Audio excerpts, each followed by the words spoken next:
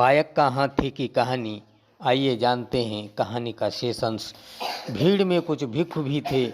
शाम की सभा में उन्होंने भगवान बुद्ध को पूरी घटना बताकर महावत के हंसने और बिगुल बजवाने का कारण पूछा। बुद्ध ने उस दिन के प्रवचन में इसी घटना को आधार बनाया।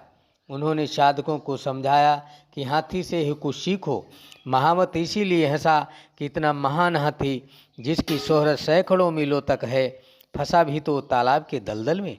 यह कैसे भूल गया कि वह एक महान हाथी है जिसने अनेकों युद्ध जीते हैं, और बिगुल इसलिए बजवाया जिससे कि हाथी को अपना स्वभाव याद आ जाए।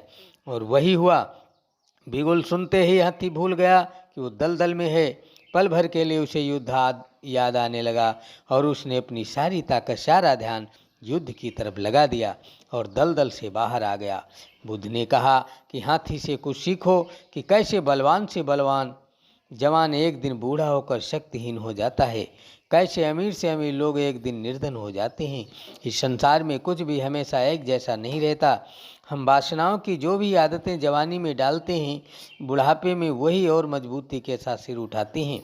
यह हाथी जवानी में भी उस तालाब में नहाने जाता रहा होगा, लेकिन उस समय जवानी की ताकत थी, इसलिए दलदल में नहीं फंसा। बूढ़े होने पर भी तालाब की आदत नहीं बदली, इसीलिए वो दलदल में फंसा। इसीलिए कभी इस भ्रम में नहीं पड़ना चाहिए कि जवानी में ऐश कर लो, बुढ़ापे में छोड़ देंगे। बुद्ध ने कहा कि महावत ने बिगुल बजवाकर हाथी को उसका स्वभाव याद दिलाया कि वह एक महान हाथी है। वो चाहे तो अपनी पूरी ताकत और ध्यान दलदल से बाहर आने में लगा दे, और हाथी ने वही किया।